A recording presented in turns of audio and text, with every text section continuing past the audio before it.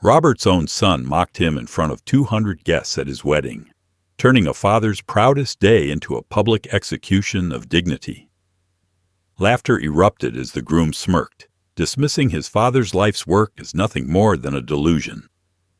Every chuckle cut deeper, the chandeliers sparkling above while Robert sat frozen, bleeding pride behind a forced smile. No one stepped in, not even his son. The humiliation was absolute, but what no one in that glittering hall knew was that the man they ridiculed held a secret powerful enough to silence them all. Before we continue, subscribe and tell us where you're watching from. Robert sat at the edge of his small apartment's desk, staring at the glow of his computer screen long after midnight, spreadsheets open and contracts stacked in neat piles. He had built something real, something alive, but to his family it was nothing more than a tired old man playing at youth. Eric had laughed when Robert first mentioned the consulting business, the kind of laugh that carries no warmth, only dismissal. "Dad, you're 62, not 32. Why don't you just enjoy retirement instead of chasing pipe dreams?" Eric's fiancée, Vanessa, never missed a chance to twist the knife. At dinner, she would smirk over her wine glass and whisper loudly enough for Robert to hear, "He still thinks he's going to be some kind of business tycoon. At his age, most men are golfing, not starting companies." The words stung more than either of them realized, because Robert wasn't clinging to fantasy. He had clients, contracts, and revenue, growing faster than anything he had achieved during his decades of salaried work. Yet in his son's eyes, he was invisible, a relic who had no right to ambition. The loneliness crept in quietly, like frost edging its way across a window pane. Phone calls that used to come weekly dwindled to once a month, and even then, the conversations revolved around Eric's new life, his career, his engagement, his plans for the future. Robert's role was reduced to a polite nod and a check for whatever wedding expense needed covering. When he mentioned a new client he had landed, Eric barely looked up from his phone. "That's nice, Dad, but maybe focus on something realistic.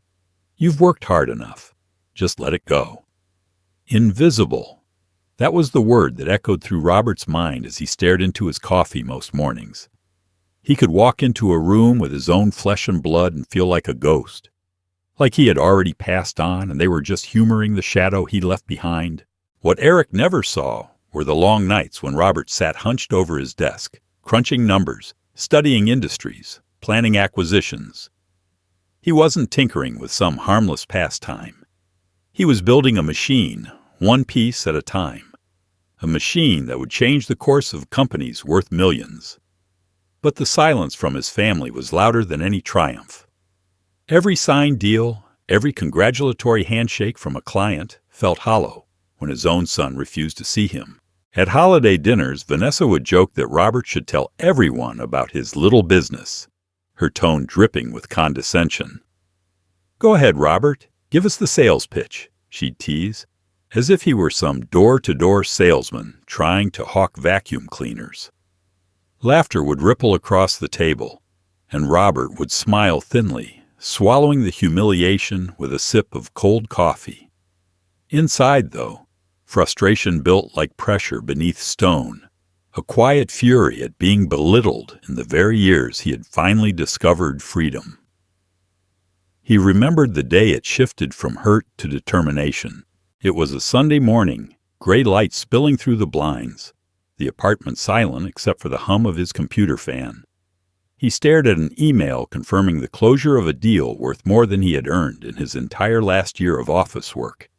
His hands trembled slightly as he clicked the attachment, seeing the official signatures, the stamp that made it real. He should have felt elation, but instead he felt the ache of absence. No one to share it with, no family member who would see it for what it was. He thought about calling Eric, then pictured the disinterested response, the rolling eyes, the dismissive comment about chasing illusions.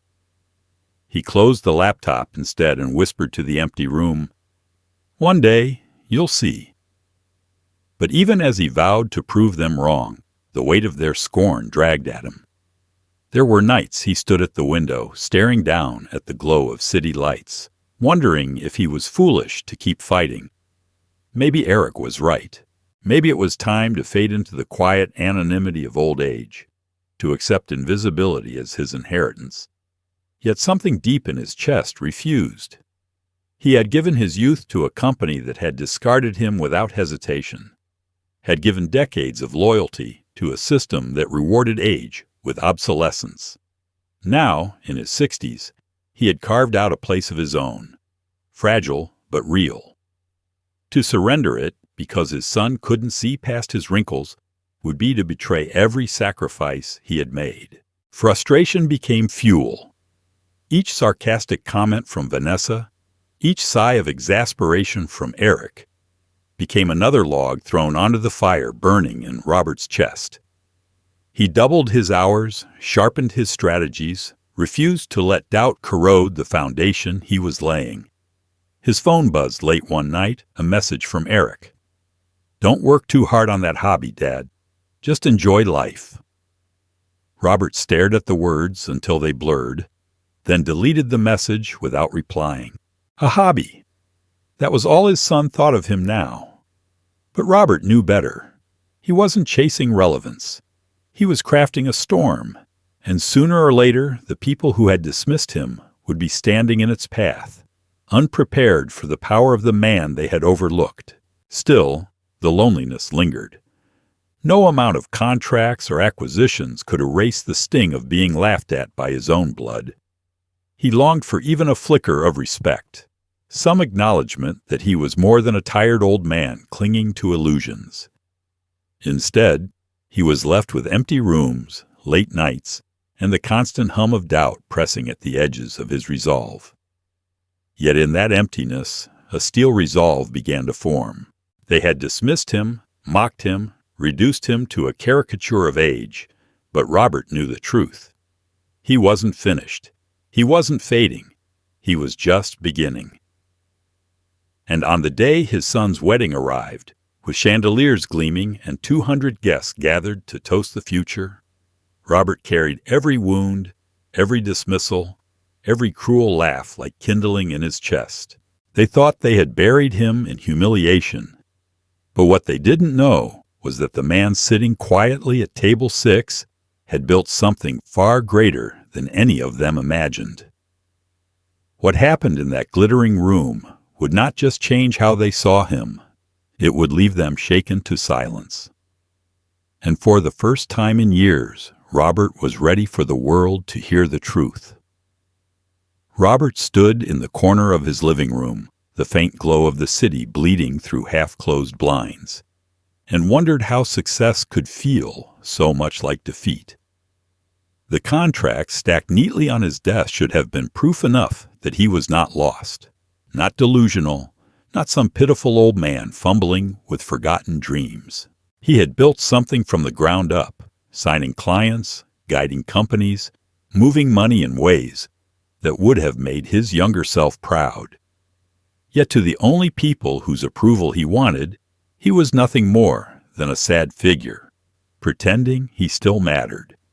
Eric's words repeated themselves in his head like a cruel refrain.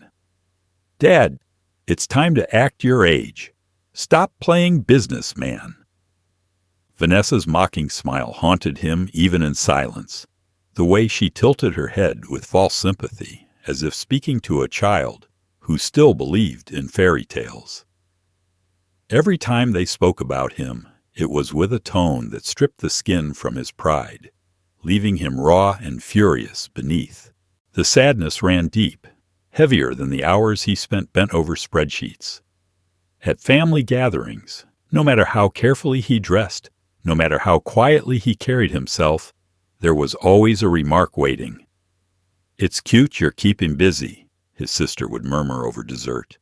"At least you're not wasting away." Cute, busy, words that carried the weight of dismissal, not recognition. Robert would nod, force a thin smile, and chew his food slowly while the heat in his chest burned hotter than the coffee cooling beside him. He thought about showing them the truth, pulling out the numbers, the contracts, the names of companies that now depended on his insight. But something in their faces told him it wouldn't matter. They had already decided who he was, and nothing he could say would change it. To them, he was a man grasping at relevance, a ghost too stubborn to accept his own fading. That judgment cut deeper than any business failure could. When he lost his job after 30 years, it had hurt. But it was a clean pain, the kind that comes with change. But the way his family looked at him, the laughter in their voices, the rolling eyes, those wounds never healed. They reopened every time he tried to share a small victory. When he mentioned landing a new client, Eric smirked and asked if they paid him in coffee gift cards. When he tried to explain a successful acquisition, Vanessa sighed. "That's nice, Robert, but don't stress yourself. It's not like you're running a real company." Every comment stole a piece of his dignity until he barely recognized himself in the mirror. He began to wonder if his reflection looked tired because of age or because he was drowning in the weight of never being believed. Still, beneath the sadness, anger stirred, slow and deliberate, like a storm building behind distant mountains. He remembered the years he had sacrificed for Eric, working overtime shifts, missing weekends, pouring his savings into a future that was supposed to be shared. How quickly those sacrifices had been forgotten. How easily his own son cast him aside as if he were nothing more than an inconvenient reminder of aging. Robert clenched his jaw when he thought of it, fists tightening at the memory of Eric patting his shoulder, saying, "Don't push too hard, Dad. It's just a hobby." Hobby. The word tasted like ash in his mouth.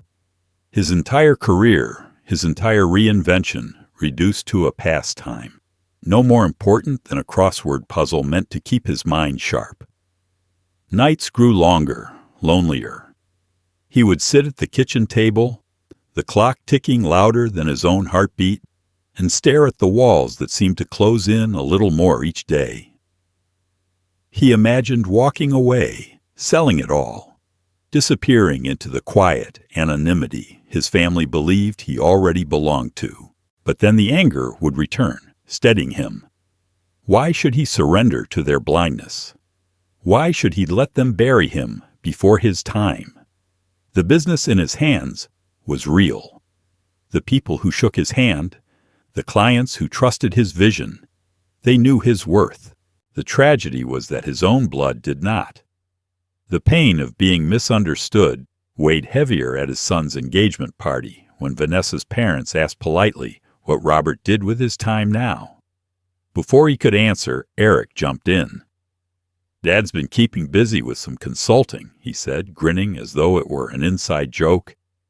"It's good for him. Gives him something to do." Laughter followed, quiet but sharp, slicing deeper than anyone in the room could have guessed. Robert lifted his glass, sipped slowly, and stared at the bubbles rising in the champagne. He wanted to stand, to shout, to show them who he really was. But he stayed seated, silent, swallowing not just his drink, but his rage. That silence became his prison. He carried it into every conversation, every family dinner, every moment where he bit his tongue until it bled. He told himself it was for peace, that exposing the truth would only cause tension, but deep down he knew it was something darker. He had begun to believe them, to believe maybe he was nothing more than an old man chasing illusions, desperate to matter one last time. That thought haunted him in the dark hours of the night, when the world was quiet and only his doubts kept him company. He would sit at his desk, staring at contracts worth millions, and feel nothing but emptiness because his own son would never believe in them. Yet in that emptiness fire still smoldered. Every slight, every dismissal, every laugh became fuel. He sharpened his focus, pushed harder, built higher. If they refused to see him, he would make himself impossible to ignore. Somewhere inside, he knew the day would come when the truth would be too big to hide, a day when the same voices that mocked him would fall silent. He didn't know when or how, but he felt it in his bones, in the relentless churn of his resolve. And as the wedding day loomed, with its glittering chandeliers and promises of new beginnings, Robert carried that storm with him. He walked into the hall dressed in quiet dignity, the scars of years of misunderstanding hidden beneath a steady smile. Around him, laughter flowed easily. Conversations carried on without weight. But Robert's eyes were sharp, unblinking. They thought they knew him, thought they had already written the final chapter of his life. What they didn't know was that the story was only beginning, and when the truth finally broke through, it would hit like thunder, silencing every voice that had ever dared to call him irrelevant. Robert sat frozen at the round table draped in ivory linen, the chandeliers above scattering golden light that mocked the heaviness in his chest. He had expected to be overlooked, maybe even teased gently, the way families sometimes do. But he had never prepared himself for the sound of his own son's laughter joining the chorus of strangers. Eric's voice carried easily over the microphone, polished and confident, the voice of a groom commanding a room, yet each word struck like a hammer against Robert's ribs. He listened as Eric thanked his best man, toasted his new wife, then smirked and turned the spotlight toward him. "My dad," Eric said, pausing just long enough for anticipation to ripple across the guests, "has been on what I'd call a late-life adventure. He insists he's building some kind of empire, but the truth is, it's just a little hobby to keep him busy. We try to tell him some dreams have expiration dates, but he doesn't listen." Laughter rolled through the crowd like a wave, glasses clinking, shoulders shaking, and at the center of it all sat Robert, the man who had paid for half the wedding, the man who had spent decades breaking his back so his son could stand here smiling tonight. Something cracked inside him, sharp and merciless, as he forced a smile that didn't reach his eyes. Betrayal has a sound, he realized. It's not the crash of glass or the slam of a door. It's the laughter of your own child as he cuts you down in front of 200 strangers, as if you were a character in a joke rather than the father who raised him. Eric didn't defend him, didn't soften the words, didn't even glance in his direction to gauge the wound he had just inflicted. He was too busy basking in the crowd's approval, too busy proving that his father's dignity was worth sacrificing for a cheap laugh. Robert's pulse pounded in his ears, drowning out the next round of toasts. Every face he looked at seemed to blur into one expression: amusement at his expense. He saw Vanessa's parents nodding with smug smiles, her friends clutching their stomachs in laughter, even the waitstaff stifling grins as they cleared plates. His humiliation had become communal property, passed around like the champagne. What cut deepest wasn't their ridicule. It was Eric's participation, the way his son leaned into the cruelty rather than pulling away.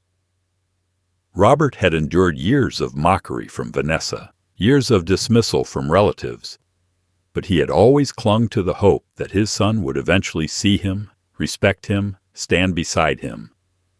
Now that hope collapsed, brittle as old bone, he stared at his hands resting on the table, veins visible under skin thinned by time, and wondered how those same hands had built everything Eric took for granted. These hands had fixed broken cars to get Eric to school, had written tuition checks, had packed and carried boxes when Eric moved out for college. They had built a home, steadied a family, borne weight without complaint. And now those hands sat still, empty, as the sun they had once lifted to the sky dismantled him piece by piece. The devastation was silent, invisible to anyone else in the room, but inside Robert's chest it felt like a slow implosion. He tried to swallow, but his throat tightened. The wine in his glass shimmered, untouched, as if mocking him with its festive sparkle. He wanted to leave, to vanish into the night and let them celebrate their cruelty without him. But his body refused to move. Betrayal pinned him to that chair, forced him to absorb every ripple of laughter, every smirk, every sideways glance. He felt stripped bare, not just mocked for his business, but erased as a man, reduced to a caricature of failure. It wasn't unsupportive anymore. It was deliberate cruelty. And as he sat there, humiliation tightening its grip, another truth clawed its way through the devastation. He realized Eric wasn't ashamed of him because of what he was doing. Eric was ashamed because of who he was. To his son, Robert wasn't a man with ambition or resilience. He was simply an old man who didn't know when to quit. That realization landed heavier than any insult. It meant nothing he achieved would ever be enough for Eric. Not the contracts, not the revenue, not even the companies he quietly acquired. None of it would matter because his own blood had already written him off. The music started again, guests rising from their seats, but Robert barely noticed. He stared at the candles flickering in the center of the table and felt as though he were watching his life burn down to ashes. He remembered late nights at the office, years ago, when Eric was a boy asleep in his room and Robert had stayed up just to make sure the bills were paid. He remembered weekends sacrificed, dreams deferred. Also, Eric could chase his own ambitions without fear. And now here he was, mocked in front of strangers by the very son who had once leaned on him for everything. Devastation carried with it a strange clarity. Sitting there, Robert felt something harden beneath the weight of humiliation. If loyalty could be discarded so easily, then love was no shield. If respect could be replaced with mockery, then the bond between father and son was not sacred. It was fragile, breakable, already broken. He felt anger stir beneath the sadness, not hot and reckless, but cold and deliberate. This was not just betrayal. It was a declaration, a message broadcast to the world. His son saw him as a failure, and he was expected to play along. But Robert wasn't finished. Not yet. He forced his shoulders back, inhaled slowly, and let the laughter around him wash over without touching him. Let them think they had buried him beneath ridicule. Let Eric believe he had stripped his father of dignity in front of 200 witnesses. They were wrong. The crack inside Robert's chest wasn't the end. It was the beginning of something else, something sharper, something that would one day make this night unforgettable for all of them. As the music swelled and the guests returned to their chatter, Robert sat in silence, eyes steady, the pain of betrayal burning into resolve. He knew then that this humiliation would not be the final word. It would be the spark. What no one at that glittering reception realized was that the man they had just mocked had been quietly building something powerful, something hidden just beneath the surface. And when it came to light, the very people who laughed tonight would be the ones left speechless. The room roared with laughter, but Robert sat still, his face a mask carved from stone. Inside, the humiliation cut deep, slicing through years of sacrifice and pride. But he forced his jaw to remain steady, his hands folded neatly on the white linen tablecloth, as though he hadn't just been gutted by his own son. The chandeliers sparkled overhead, mocking him with their brilliance, while the sound of clinking glasses wrapped around the room like a celebration of his downfall. Every instinct screamed for him to rise, to shout, to remind everyone of who he really was. But he swallowed hard, tasting bitterness thick as ash, and stayed silent.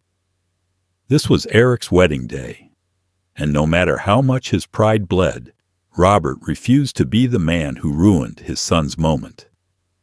That restraint, born of years of fatherhood, was both his shield and his prison. He shifted slightly in his chair, his back straightening, as if posture alone could hold his dignity together. Around him, whispers buzzed like insects, people nudging each other with knowing smirks. They thought they had figured him out, thought they were in on the joke of the delusional old man still clinging to ambition. Robert let them think it. Better they mock him than see the fury burning behind his calm expression. His pride was wounded, yes, but pride was not fragile glass to shatter and disappear. Pride was iron. It bent under pressure, it heated in fire, and though scarred, it endured. He reminded himself of that with every controlled breath. When Vanessa leaned over to whisper something to her bridesmaid, both of them giggling, Robert's eyes flickered in their direction for only a second before lowering to his plate. He did not rise to the bait. He remembered too many childhood moments when Eric had cried in the night, terrified of shadows, and he had been the one to sit at the edge of the bed until the boy calmed. That memory stayed his hand, tempered his anger. The son who laughed at him now had once depended on him for everything. That bond, however broken, was the only reason he kept his silence. Still, each laugh felt like another nail driven into his skin. He sipped from his glass slowly, letting the cool liquid roll over his tongue, hiding the tremor in his hands. His mind screamed with rebuttals, with the weight of truths he could unleash in an instant. He could stand, clear his throat, and tell them all about the companies he had acquired, the contracts signed, the millions moved under his direction. He could watch their laughter freeze, their smugness shatter into shame, but he stayed seated. That was not the way. Not yet. He forced his gaze toward the dance floor, where Eric twirled Vanessa with a broad smile, the picture of triumph. Guests clapped along, oblivious to the quiet war waging in Robert's chest. The music swelled, masking the whispers, but Robert could still feel them like needles pressed into his skin. He clenched his teeth, inhaled deeply, and reminded himself, this night belonged to his son. If it cost him his pride to keep the peace, he would pay it. The sacrifice of silence was one he had been making his entire life. And yet, beneath the calm exterior, something shifted. For the first time, Robert recognized that his restraint was no longer born solely of love. It was strategy. By staying silent, by letting them underestimate him, he kept his power hidden, intact, waiting.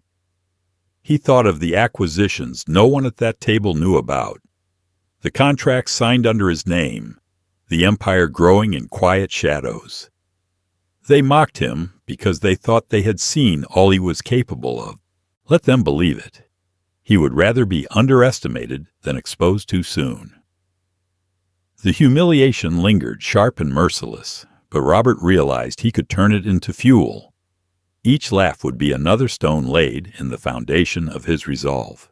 Each dismissive glance would harden his patience into steel. He would carry the wound of this night, not as weakness, but as proof of what he could endure without breaking. Pride could be rebuilt. Respect could be reclaimed, but only if he chose the right moment to strike.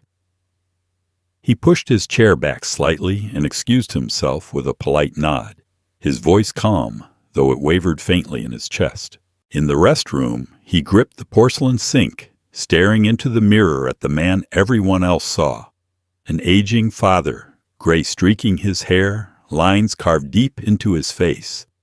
But his eyes told another story. They burned with quiet strength, unyielding, patient. He splashed cold water on his face, straightened his tie, and returned to the hall with his composure restored. To the guests, he looked unchanged. To himself, he knew something had been reforged. As the evening wore on, Robert drifted among conversations, smiling when necessary, speaking softly when addressed.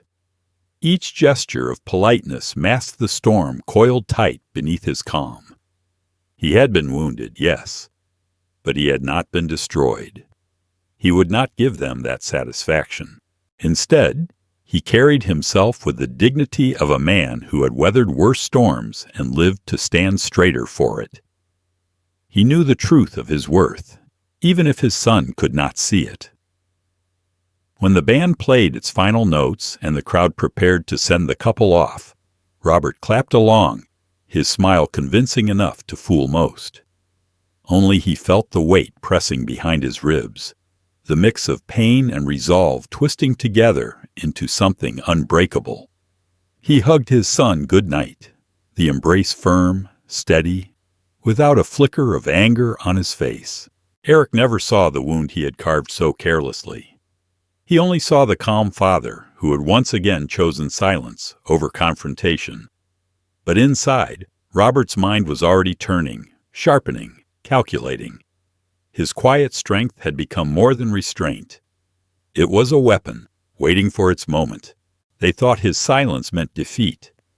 They thought his calm meant surrender. But one day soon, they would learn the truth, that beneath the shame they had poured onto him, Robert carried not just wounded pride, but a power they could never have imagined. And when it finally revealed itself, it would be too late for apologies. Robert had spent most of the evening as a ghost, drifting from one polite conversation to the next, smiling thinly while swallowing the humiliation that clung to him like smoke. The laughter at his expense still echoed in his ears, the sting of Eric's words replaying with every glance in his direction. He had resigned himself to finishing the night in silence, invisible once again, when a voice cut through the noise. "Mr. Hayes, isn't it?" Robert turned and found himself face to face with a tall man in a tailored suit, his expression polite but curious. It was Mr. Collins, Eric's new wife's boss, the man whose approval could make or break their household. Robert straightened his posture instinctively, surprised that Collins had even bothered to approach him. "Yes," Robert answered, steadying his tone. "And you must be Mr. Collins." The older man extended a hand, firm and practiced, the kind of handshake that measured the man across from him. Robert returned it with equal steadiness, hiding the tremor of anticipation in his chest. Collins smiled faintly, a businessman's smile, cautious but intrigued. "I've heard you're in consulting. Tell me, what sort of work do you do?" The question was casual, but beneath it, Robert sensed the weight of genuine interest. For months, for years, he had endured mockery and dismissal from his own family, every accomplishment reduced to a hobby, every ambition dismissed as delusion. Yet here, in this glittering hall filled with people eager to laugh at him, a door had just cracked open. Robert took a breath, choosing his words carefully. "Acquisitions and operational consulting," he said, his voice calm, deliberate. "I help companies optimize their efficiency and scale their growth." Collins raised an eyebrow, impressed despite himself. "That's a specialized field," he said. "How long have you been at it?" Robert leaned back slightly, letting a quiet confidence seep into his tone. "A couple of years, seriously. Long enough to make a mark." Collins nodded, though his eyes carried skepticism, the same skepticism Robert had seen too many times before. For a moment, it was almost too familiar, the polite dismissal that would soon follow, the subtle nod that signaled disbelief. But then Collins asked the question no one else had ever bothered to ask. "Have you worked with any companies I might know?" Robert hesitated, the weight of the moment pressing against him. He could have deflected, kept his secret intact. But something in Collins' expression told him this was different. The entire evening he had been belittled, stripped of dignity. But here was a chance, not to brag, not to defend, but to reveal the truth. He leaned forward, his voice low, steady. "Yes. In fact, I recently completed an acquisition of Sterling Technologies." The effect was immediate. Collins' polite smile froze, his eyes narrowing as if he hadn't heard correctly. "Sterling Technologies," he repeated, his voice lower, more deliberate. Robert nodded once. "Closed 3 months ago." The champagne glass in Colin's hand nearly slipped. His composure faltered, and for the first time all evening, Robert saw shock instead of mockery in another man's eyes. Collins looked at him with dawning recognition, his voice tight. "Wait, that acquisition was handled by DT Enterprises. Don't tell me." Robert allowed himself the faintest smile, the kind that hinted at storms hidden beneath calm waters. "Yes, I'm DT Hayes." The name hung between them like a thunderclap, and Collins's face drained of color. His breath caught, the realization hitting him with the force of a blow. "You," he whispered. "You're the one. My God." In that instant, the weight of years of dismissal seemed to lift, if only slightly. For once, someone in the room wasn't laughing. Collins straightened his jacket, suddenly uneasy, his voice lowering to a near whisper. "Mr. Hayes, I owe you an apology. I had no idea." Robert inclined his head, calm but firm. "It's all right. I don't advertise. I prefer to let the work speak for itself." But Collins wasn't satisfied with that. His gaze flicked around the room, taking in the clusters of guests still laughing, still sipping wine, still oblivious to the storm about to break. He leaned closer. "Do they know? Do any of them realize?" Robert followed his glance, the corners of his mouth tightening. "No, they don't." For the first time that night, Robert felt something stir within him. Hope, faint but undeniable. The humiliation was still raw, the betrayal still sharp, but Collins' recognition had cracked the facade that had buried him for so long.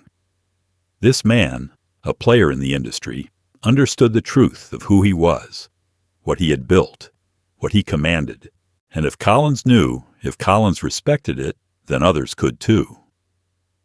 Collins rubbed a hand over his jaw, his eyes darting back toward Eric and Vanessa, who were laughing with friends near the dance floor, oblivious. "Your son doesn't know, does he?" The question was quiet, almost reverent. Robert exhaled slowly, the truth heavy on his tongue. "No, he thinks it's just paperwork, a hobby, something to keep me busy." Collins shook his head, incredulous. "Unbelievable! You're sitting here with a portfolio worth tens of millions, and they're mocking you like some failed dreamer." His words carried both outrage and awe, and for the first time all evening, Robert saw in another man's eyes the respect he had been denied for so long. The music swelled, the band striking up another tune, but Robert heard only the steady drum of his own heart. Suspense hung in the air, thick and undeniable, as if the entire hall had shifted on its axis. For so long he had been invisible, dismissed, underestimated. But here was proof that his silence was not weakness, it was strategy. And as Collins studied him with wide eyes, struggling to reconcile the man mocked at the table with the man who quietly controlled their industry, Robert realized that the balance of power in the room had shifted. What Collins would do next, Robert did not know. But one thing was certain. The truth was no longer safely hidden. And when it surfaced, as it inevitably would, the laughter that had once humiliated him would turn to silence. The night was not over. In fact, it had only just begun. The ballroom had been a theater of laughter only moments before, its chandeliers casting light over guests who clinked glasses and smirked at the expense of the man they thought they understood. Robert had endured it all with the stillness of stone, sitting beneath the weight of ridicule that cut deeper because it came from his own blood. But when Mr. Collins pressed him with that final question, when the mask of polite curiosity cracked into recognition, Robert knew the time for silence had ended.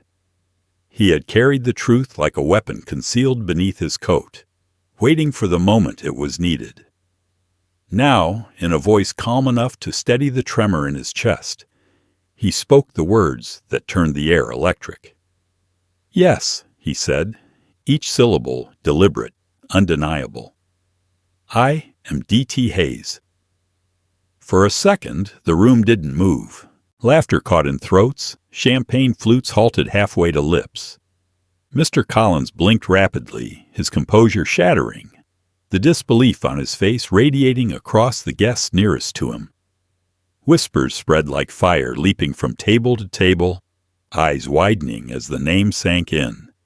D.T. Hayes, the man who had quietly acquired 6 companies in less than 2 years.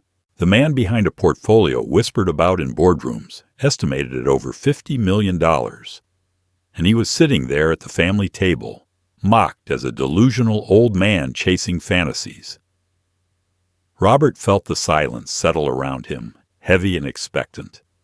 For the first time in years, no one dismissed him. No one rolled their eyes or laughed into their glass. The power in the room had shifted in an instant, and it centered on him. He rose slowly, deliberately, letting the scrape of his chair echo through the stunned quiet. Every head turned. His son Eric stared at him blankly, his face pale. The smug confidence drained away. Vanessa's smirk faltered, her fingers tightening nervously around her napkin. Robert picked up the microphone that still rested on the table from the last toast. His hand was steady now, his voice carrying with a clarity that cut through the silence like a blade. "You've been laughing at me all night," he said, his tone even, sharp as glass. "My own son, my family, strangers who don't know the first thing about me. You called me delusional. You called my work a hobby. But let me tell you exactly what that so-called hobby has built. DT Enterprises isn't a pastime. It's an empire. I own Sterling Technologies. I own Quantum Solutions. I own Data Flow Systems. I own the companies half of you in this room work for. While you were laughing at me, you were laughing at the man who signs your paychecks." The words fell heavy, each one striking with the force of a hammer. Gasps rippled through the crowd, some guests turning to each other in disbelief, others shrinking into their seats as they realized the weight of what they had said earlier. A fork clattered to the floor somewhere in the back.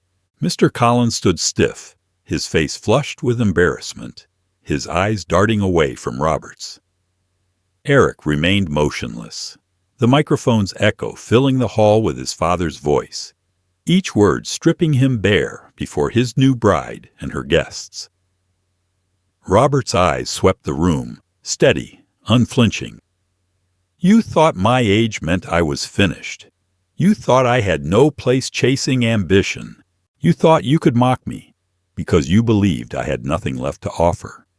But tonight, you learned the truth. I didn't fade into retirement. I didn't crumble under the weight of being discarded. I built something greater than all of you imagined. And I did it while you doubted, while you sneered, while my own son dismissed me in front of strangers." The silence grew sharper, thick enough to choke on. Eric's face tightened, his lips parting as if to speak, but no sound came. Vanessa's cheeks burned crimson, her earlier laughter now a brand of shame across her face. Robert let the silence stretch, savoring it, letting every one of them feel the shift in power. For years he had been invisible, stripped of dignity by those closest to him, but now the room bent toward him, the air heavy with awe, fear, and regret. Vindication washed over him, not in waves of triumph, but in a steady surge of strength. He no longer needed their approval, their validation. He had something greater, undeniable proof. Their laughter had been the final act before revelation, and now they were left exposed. Every smirk turned hollow. Robert set the microphone down gently, not with anger, not with fury, but with the calm of a man who had already won. He returned to his chair as the murmurs began, the conversations frantic, panicked, as guests scrambled to reconcile the image they had mocked with the reality now seared into their memory. Mr. Collins approached again, his voice low, deferential, trembling with apology. "Mr. Hayes, I had no idea. Please forgive." Robert raised a hand, silencing him with nothing more than a gesture. "It doesn't matter what you thought," he said, his tone even, measured. What matters is what you know now." Eric finally stood, his chair scraping loudly against the polished floor. His voice cracked when he spoke. "Dad, why didn't you tell me?" Robert's eyes met his son's, cold and unyielding. "Because every time I tried, you laughed.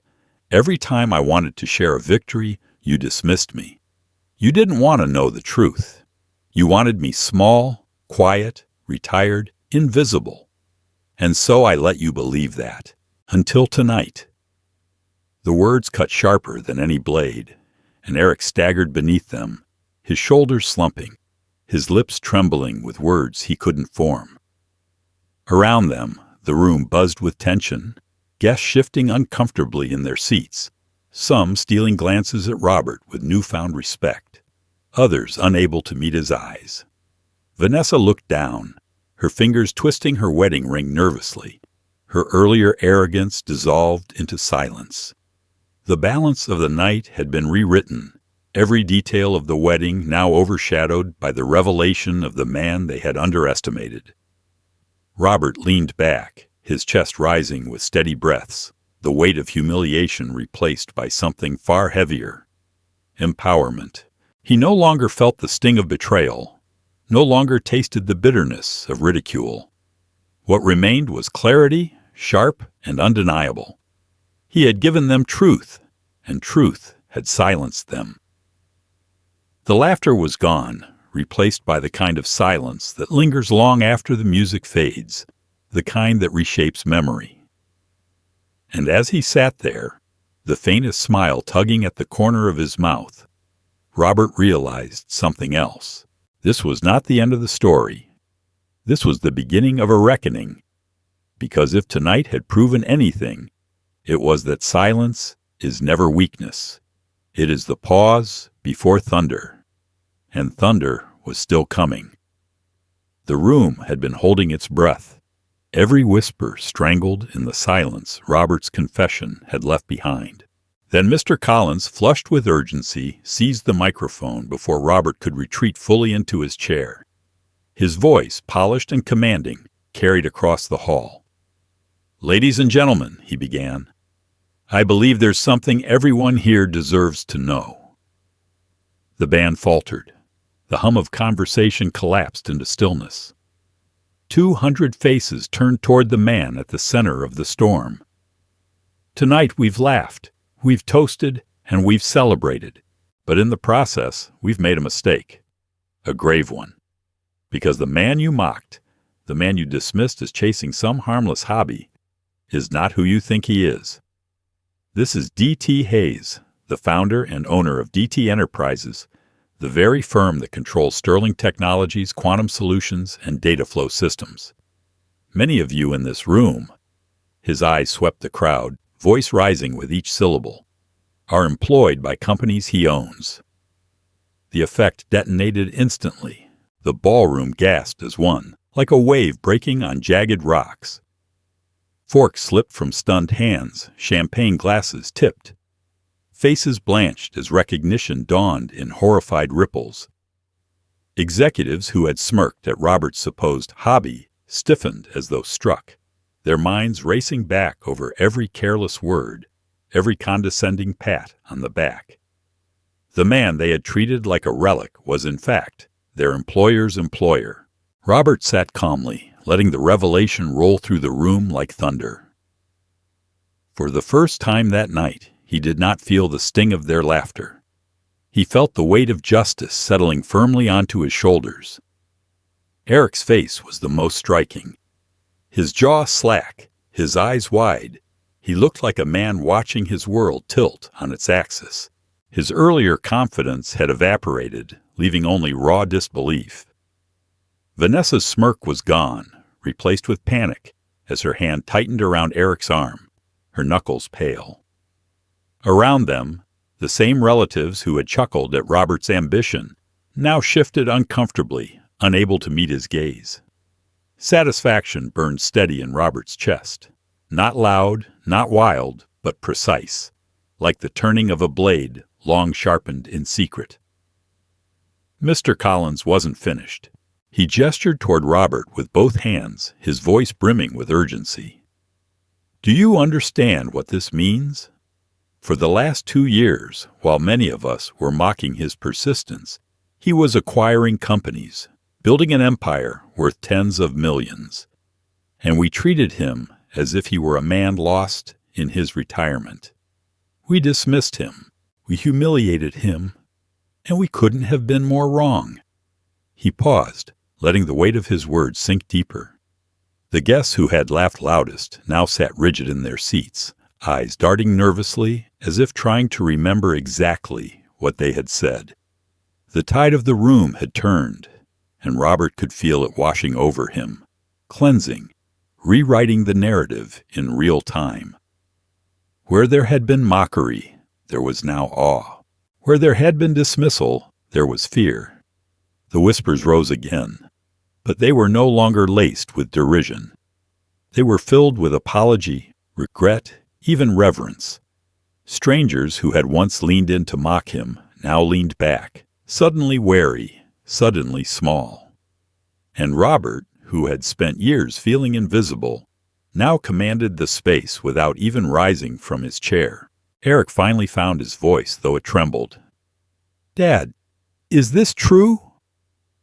His tone was a mixture of disbelief and desperation, as if he hoped for a denial that would let him cling to his illusions. Robert turned his gaze toward him, calm, steady, impenetrable. "It's true," he said.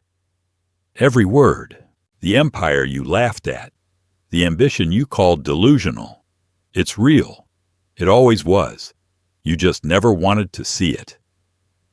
The silence that followed was thicker than the earlier laughter had ever been, a silence filled with shame and revelation. Guests who had dismissed him earlier began approaching, their words tripping over themselves in apology. "Mr. Hayes, I didn't know. If I had realized, please forgive." Robert accepted each with a nod, but inside, he didn't need their repentance. Their panic was enough. Their fear of what they had said in ignorance was enough. For years, he had been the man no one believed in. Tonight, he was the man they all wished they hadn't underestimated. Even Mr. Collins, a man used to power, looked at Robert with new deference. His earlier bravado softened into respect. "Mr. Hayes," he said quietly, "I want to thank you. Not for what you revealed, but for the restraint you showed. A lesser man would have humiliated us all without hesitation. You endured our mockery in silence, not because you lacked power, but because you chose not to use it. That says more about your character than any portfolio ever could." His words rang with sincerity, and Robert allowed himself a faint nod, a small acknowledgment of the respect he had finally been shown. But the one he watched most closely was Eric. His son's face shifted through disbelief, horror, regret, and shame. He looked at his father as if seeing him for the first time, as if the man he had mocked had transformed into a stranger before his eyes. Robert held his gaze for a moment, letting the weight of the truth settle.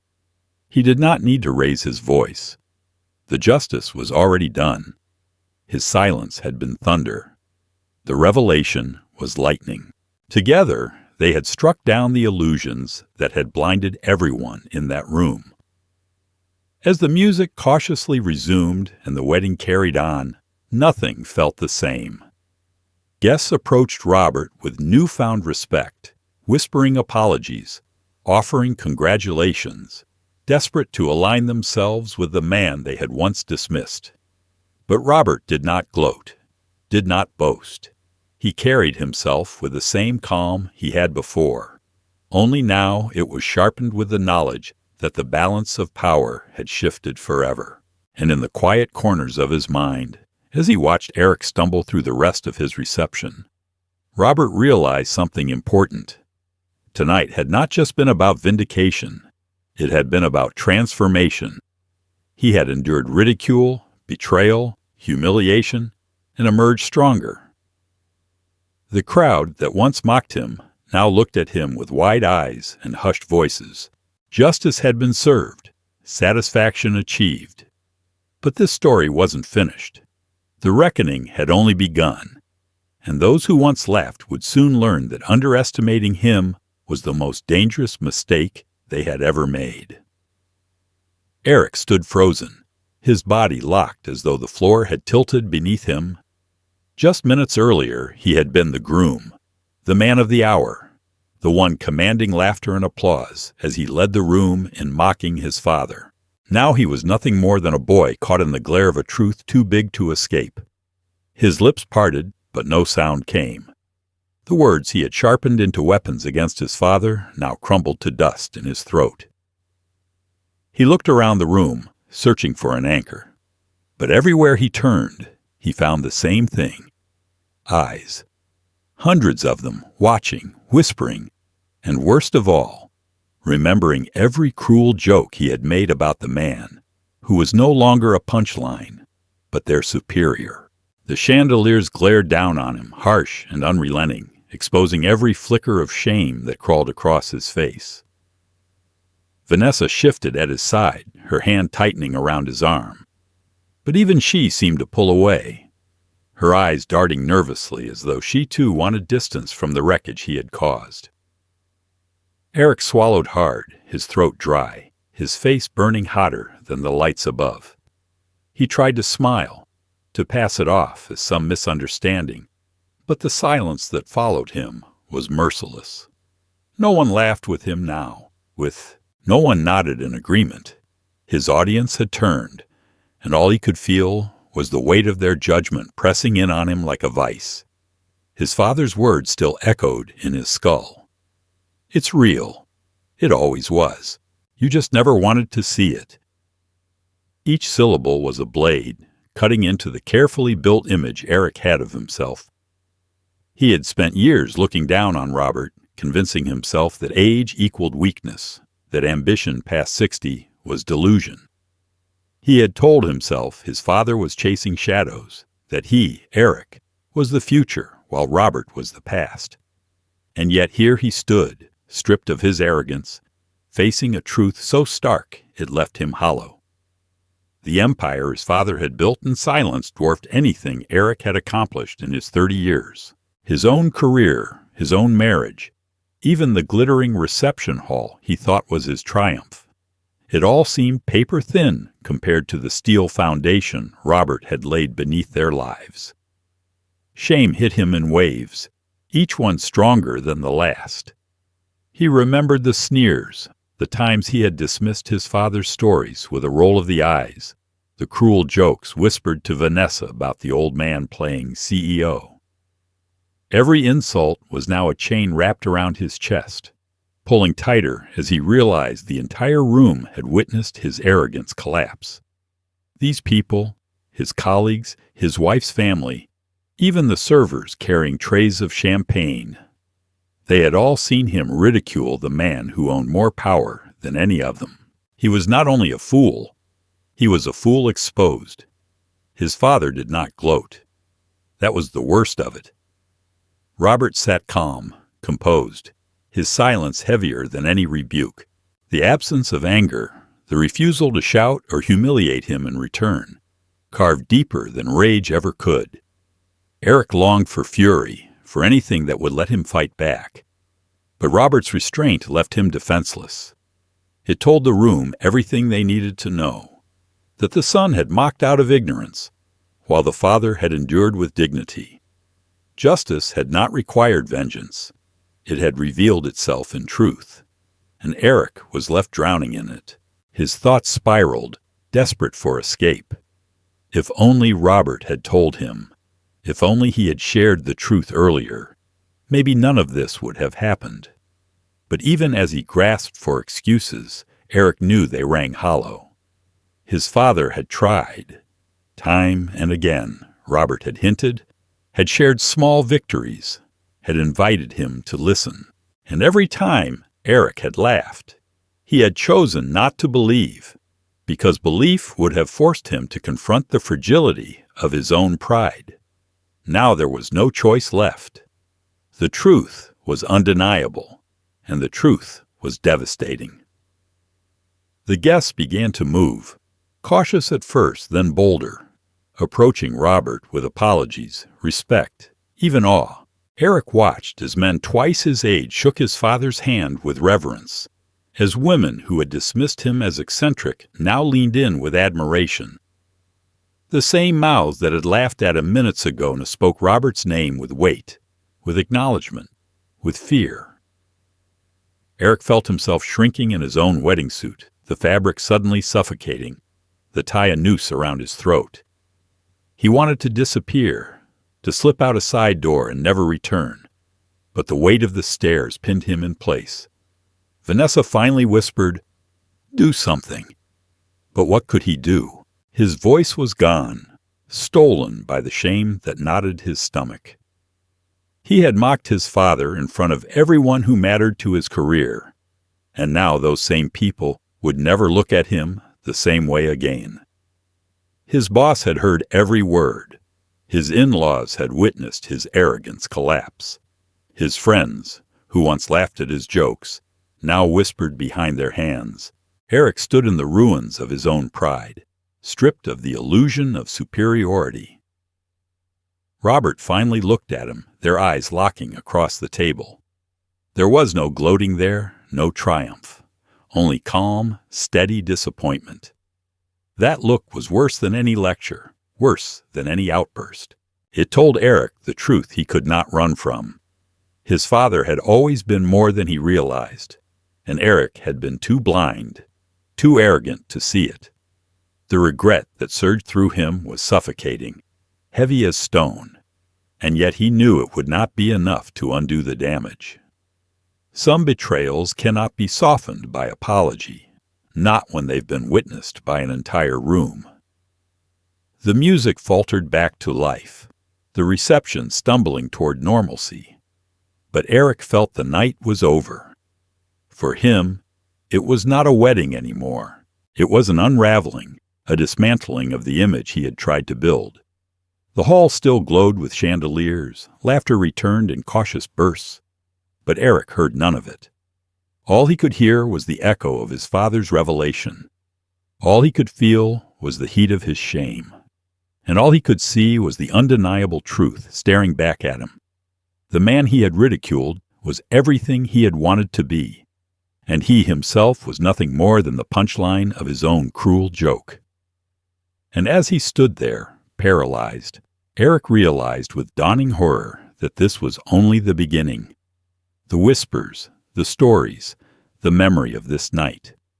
They would follow him long after the music stopped. The reception ended with hollow applause, the music straining to mask the tension that lingered in the air like smoke after a fire. Guests filed out slowly, many of them stealing nervous glances at Robert as though afraid to meet his eyes.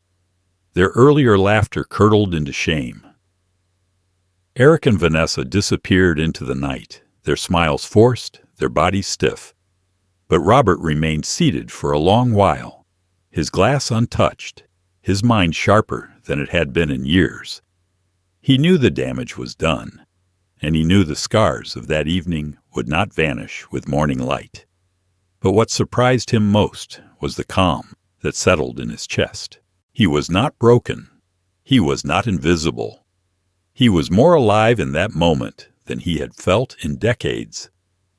In the days that followed, whispers spread faster than the champagne had flowed. Colleagues who had once dismissed Robert as a dreamer now spoke his name with reverence. Apologies flooded in from relatives who had once rolled their eyes at his ambition. Even Vanessa's parents, who had smirked at him over wedding cake, sent him a letter heavy with regret. Yet Robert did not revel in their apologies. He did not need them. What mattered was not the world's recognition, but the truth he had always known and finally chosen to speak. His worth was not up for debate. Eric called him a week later, his voice subdued, words tripping over themselves as he tried to apologize. Robert listened, silent, letting the weight of his son's regret fill the line. When Eric finally asked if they could meet, Robert agreed, but his terms were different now. He was no longer the father who bent beneath the weight of dismissal. He was a man who had learned that love without respect was hollow, and respect had to be earned, even by blood. Their first meeting was awkward, tense. Eric's eyes darting, his shoulders hunched with shame. Robert did not lash out, did not berate. He simply laid the truth bare. "I don't need you to be proud of me," he said evenly. "I need you to see me, to respect me, because the next time you laugh at me will be the last time you stand in my presence." The words struck harder than any punishment, and Eric nodded, chastened, understanding that the man he had humiliated could no longer be underestimated. Over time, the wounds began to scar rather than bleed. Eric showed small signs of change, asking careful questions about Robert's work, listening with a seriousness he had never shown before. The trust was not rebuilt overnight, but Robert no longer craved it the way he once did. He had realized that his worth had never depended on whether his son approved. That was the lesson carved out of humiliation. No one, not even family, had the right to define the limits of his ambition. Robert's business thrived, the empire growing larger, steadier, stronger. But what truly changed was not the balance in his accounts or the reach of his influence. It was the quiet conviction that no laughter, no dismissal, no betrayal could strip him of his dignity again. He had sat through ridicule and swallowed shame, but he had walked out of that ballroom taller than he had walked in. His silence had not been weakness, it had been patience. His revelation had not been vanity, it had been truth. And that truth had burned through the lies others told about him until nothing remained but the undeniable fact of his strength. Months later, as he walked into a boardroom filled with men half his age, he carried himself without apology. He knew they whispered about his age, about his sudden rise, about the mystery of how he had built so much in so little time. But Robert no longer cared for whispers. He spoke with clarity, commanded the room, and when the meeting ended, no one doubted who held the authority.